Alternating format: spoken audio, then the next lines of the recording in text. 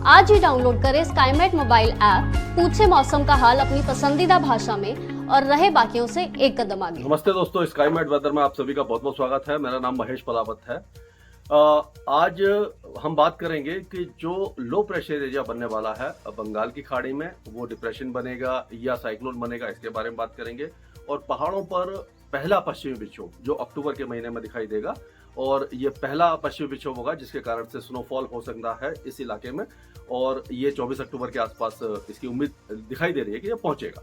और एक जो लो प्रेशर एरिया था, पहले तो वो डिप्रेशन था जो बंगाल की खाड़ी में था, और वो फिर चेन्नई के थोड़ा सा नॉर्थ से होता हुआ अंदर की तरफ आया था, जिसके कारण बारिश की गतिविधियां कई इलाकों में आपने देखी थी कि काफी अच्छी बारिश हुई थी।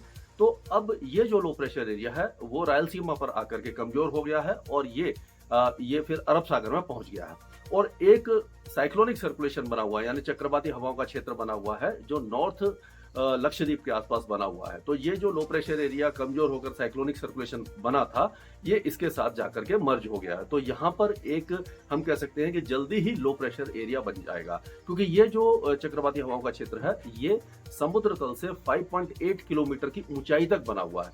जब इतनी ऊंचाई तक कोई साइक्लोनिक सर्कुलेशन बन जाता है तो उसमें ये क्षमता होती है कि वो एक लो प्रेशर एरिया को वहां पर बना दे।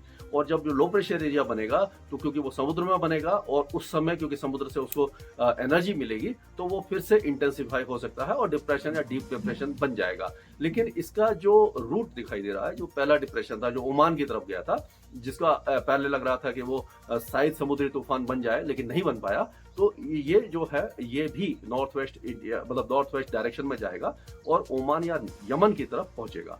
लेकिन इसके बहुत ज्यादा इंटेंसिफिकेशन होने की संभावना दिखाई नहीं दे रही है, और समुद्री तूफान बनने की भी संभावना नहीं है। और सबसे बड़ी बात है कि इसका असर केरल, महाराष्ट्र, कर्नाटक या गुजरात के तट पर बिल्कुल भी दिखाई नहीं देगा। तो इससे कोई भी खतरा भारत के पश्चिमी तटों को नहीं होने वाला है। लेकिन दूसरी तरफ जो साइक्लोनिक सर्कुलेशन बना है जो अंडमान सागर में बना है, तो 20 तारीख तक यहाँ पर एक लो प्रेशर एरिया बन सकता है। जब लो प्रेशर एरिया जब बन जाएगा तो ये नॉर्थ वेस्ट इंडिया मतलब नॉर्थ वेस्ट डायरेक्शन की तरफ बढ़ेगा, यानी उत्तर पश्चिम दिशा में आगे बढ़ेगा, और इसके इंटेंसिफिकेशन होने की संभावना ज्यादा दिखाई दे रही है, क्योंकि समुद्री सतह के तापमान बंगाल की खाड़ी में ज्यादा है, 28 डिग्री के ऊपर बने हुए हैं, और कोई भी साइक्लोजेनेसिस होने के लिए समुद्री सतह के तापमान 28 डिग्री से ऊपर होने चाहिए। तो अभी 29 और 30 डिग्री के आसपास वहां पर तापमान है, तो ये डिप्रेशन बन सकता है, फिर डीप डिप्रेशन भी बन सकता है। और 24 तारीख के आसपास अभी ऐसा दिखाई दे रहा है कि उत्तरी उड़ीसा के तट के आसपास ये पहुंचेगा,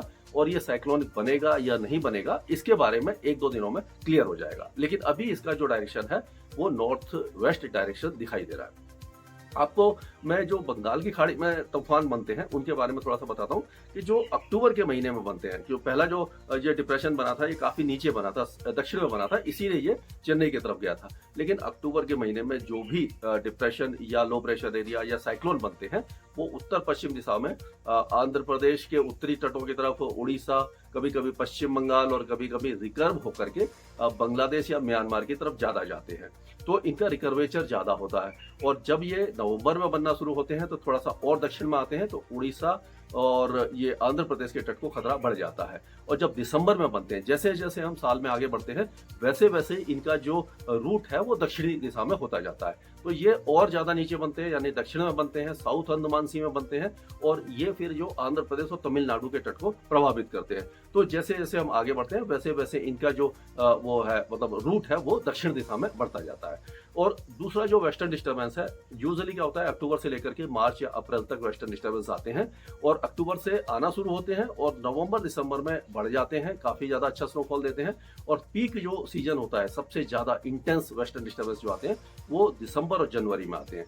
तो ये पिछले साल हमने देखा था कि दिसंबर तक कोई भी वेस्टर्न डिस्टर्बेंस अच्छा नहीं आया था, स्नोफॉल नहीं हुआ था, और सर्दी भी लेट आई थी। तो इस बार ऐसा लग रहा है कि 24 तारीख के आसपास एक अच्छा वेस्टर्न डिस्टर्बेंस पहाड़ों पर पहुंचेगा, और गिलगित बाल्टिस्तान, मुजफ्फराबाद, लद्दाख, जम्मू कश्मीर, हिमाचल और उत्तराखंड के पहाड़ों पर अच्छा स्नोफॉल देगा।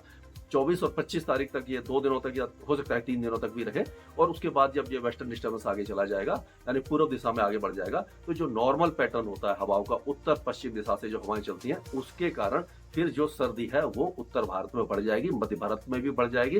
तो दीपावली से पहले सर्दी आने की संभावना इस बार दिखाई दे रही है, यानी कि बहुत ज्यादा ठिठुरन वाली तो नहीं होगी, हाँ, लेकिन आप ये स्वेटर वगैरह, जैकेट वगैरह निकाल सकते हैं और अभी से तैयारी उसके लिए कर लीजिए। तो अगर हम वेदर की बात करें कि आगे अगले 3-4 दिनों तक कैसा मौसम रहेगा, तो अगले 2-3 दिनों तक तो, या 3-4 दिनों तक तो पहाड़ों का मौसम लगभग सूखा रहेगा, तेज धूप निकलेगी, दिन में हल्की गर्मी रहेगी, रात काफी ठंडी हो जाएगी। तो अगर आप जा रहे हैं तो हल्के वूलन लेकर के जाएं पहाड़ों की तरफ। और ये जैसे कि अभी, जैसे कि मैं हाफ शर्ट में ये वीडियो बना रहा हूँ और मुक्तेश्वर से बना रहा हूँ, तो यहाँ पर भी टेम्परेचर अभी जो उत्तराखंड में दिन में काफी अच्छा है, कंफर्टेबल है, और रात में सर्दी बढ़ जाती है। तो इसी तरह का मौसम अभी उत्तराखंड, हिमाचल प्रदेश, जम्मू कश्मीर में रहने वाला है। तो अब अगर हम बात करें पंजाब की, हरियाणा की, दिल्ली की, तो ये तीनों जो इलाके हैं, यहाँ पर भी कोई वेदर एक्टिविटी नहीं होगी, और उत्तर पश्चिम दिशा से या पश्चिम दिशा से हवाएं चलती रहेंगी, तेज धूप रहेगी, गर्मी ज्यादा रहेगी, लेकिन सुबह और शाम का मौसम थोड़ा सा सुहावना हो जाएगा। उत्तर प्रदेश, बिहार और झारखंड में भी बारिश की संभावना दिखाई नहीं दे रही है, कोई भी वेदर एक्टिविटी नहीं होगी। पश्चिम बंगाल में, गंगे पश्चिम बंगाल में हल्की बारिश हो सकती है, लाइट टू मॉडरेट रेन हो सकती है, पिछले 24 घंटों में भी हुई है। उप हिमालय पश्चिम बंगाल में हल्की बारिश होगी, और उत्तर पूर्वी राज्यों में हल्की से मध्यम बारिश की गतिविधि रहेगी, यानी कि कोई खास वेदर एक्टिविटी इन इलाकों में दिखाई नहीं दे रही है। लेकिन कुल मिलाकर के देखा जाए तो जो उत्तर प्रदेश है, पंजाब, हरियाणा, दिल्ली और राजस्थान के ज्यादातर इलाके सूखे रहेंगे। राजस्थान में दिन में काफी ज्यादा तेज धूप रहेगी, गर्मी काफी ज्यादा रहेगी, लेकिन शाम और रात में मौसम थोड़ा सा कंफर्टेबल हो जाएगा। अब अगर हम बात करें मध्य प्रदेश की, तो दक्षिणी मध्य प्रदेश में अभी भी हल्की फुल्की बौछारें दिखाई दे सकती हैं कुछ इलाकों में। बहुत ज्यादा वेदर एक्टिविटी नहीं है, बादल छा सकते हैं, 1-2 स्थानों पर छुटपुट बौछारें दिखाई देंगी, लेकिन कुल मिलाकर के मौसम साफ ही रहेगा। छत्तीसगढ़ के भी दक्षिणी इलाके, जैसे दांतेवाड़ा, सुकमा, नारायणपुर, इस इलाके में लाइट टू मॉडरेट रेन हो सकती है। उड़ीसा की बात करते हैं तो उड़ीसा में भी कोई मौसमी गतिविधि अभी फिलहाल नहीं है, लेकिन 23 तारीख से बारिश की गतिविधियां बढ़ सकती हैं, और 24 तारीख को मूसलाधार बारिश होने की संभावना दिखाई दे रही है, अगर ये डिप्रेशन उत्तरी उड़ीसा में पहुंचता है। इसके बारे में हम आपको अपडेट करते रहेंगे। अब अगर और थोड़ा दक्षिण में चलें, तो गुजरात की अगर हम बात करें, तो गुजरात के जो उत्तरी जिले हैं, जैसे कि भुज, नलिया और बनासकांठा, सबरकांठा, महेसाना, इदार, पाटन, ये सारे इलाके सूखे रहने वाले हैं। लेकिन दक्षिणी गुजरात में बारिश हो रही है, और अगले 2-3 दिनों तक यहाँ पर लाइट टू मॉडरेट रेन रहेगी। गिर सोमनाथ, देवभूमि, द्वारिका, खंबालिया और जूनागढ़, पोरबंदर, और आपका जो अमरेली है, भावनगर है, भरूच, सूरत, वलसाड़, नवसारी, डांग, पचमल, ये इलाके बारिश देख पाएंगे, लेकिन उत्तरी इलाकों में बारिश की गतिविधियां नहीं होने वाली हैं। अगर हम महाराष्ट्र की बात करते हैं, तो महाराष्ट्र में मुंबई, थाने, दानू से लेकर के रायगढ़, अलीबाग से लेकर के या आपका महाबलेश्वर और जो सिंधुदुर्ग, रत्नागिरी और गोवा तक बारिश की गतिविधियां रहने वाली है। सांगली, सतारा, कोल्हापुर, सिंधुदुर्ग और जो उसके आसपास के इलाके हैं, यहाँ पर भी हल्की बौछारें दिखाई दे सकती हैं। विदर्भ में चांसेस काफी कम दिखाई दे रहे हैं, हल्की फुल्की बौछारें वहां पर भी दिखाई दे सकती है, लेकिन ओवरऑल जो पैची रेन की संभावना वहां पर ज्यादा दिखाई दे रही है। मराठवाड़ा में भी बारिश की गतिविधियां कुछ इलाकों में आपको दिखाई दे जाएंगी। और अगर हम तेलंगाना की बात करें, तो तेलंगाना का मौसम पहले तो काफी अच्छी बारिश हुई थी, लेकिन अब यहाँ पर ऑलमोस्ट ड्राई होने वाला है, टेम्परेचर थोड़े बढ़ने वाले हैं, लेकिन दक्षिणी तेलंगाना में हल्की बारिश की संभावना बन रही है। आंध्र प्रदेश के भी जो कोस्टल एरियाज हैं, वहां पर लाइट रेन होएगी, और लेकिन रायलसीमा में अभी भी मॉडरेट शावर्स होने की संभावना दिखाई दे रही है। तमिलनाडु के कई इलाकों में बारिश होगी, हल्की होगी, लेकिन जो इंटेंस वेदर एक्टिविटी है वो अब रुक जाएगी, और नॉर्थ ईस्ट मानसून थोड़ा सा कमजोर रहेगा, क्योंकि जो साइक्लोनिक सर्कुलेशन अरब सागर में बन रहा है, तो उसी के आसपास मॉइस्चर कंसंट्रेशन होगा, और ये जो है 28-29 तारीख के बाद से फिर से नॉर्थ ईस्ट मानसून तमिलनाडु में एक्टिव हो जाएगा। लेकिन तमिलनाडु के अंदरूनी इलाकों में अच्छी बारिश होगी, केरल में अच्छी बारिश होगी, और जो लक्षद्वीप है वहां पर अच्छी बारिश, तेज बारिश होने की संभावना है। और सबसे बड़ी बात है कि अगले 2-3 दिनों के दौरान अंडमान और निकोबार द्वीपों में भारी से अति भारी बारिश की संभावना है, और वहां पर जो समुद्र में ऊंची लहरें उठ सकती हैं, तेज हवाएं चल सकती हैं, तो वहां पर खतरा थोड़ा सा बना हुआ है। तो मैं अगले वीडियो में आपको पूरा वेस्टर्न डिस्टर्बेंस का क्या असर रहेगा, जो अरब सागर में लो प्रेशर एरिया बनने वाला है वो किस तरह से जाएगा, और जो बंगाल की खाड़ी में नया डिप्रेशन बनने वाला है, उसके बारे में आपको लगातार अपडेट देता रहूंगा। स्काईमेट वेदर में अभी के लिए मौसम से जुड़ी सटीक जानकारी और खबरों के लिए हमारे YouTube चैनल को सब्सक्राइब करें और बेल आइकन दबाकर हर खबर पर रखें नजर।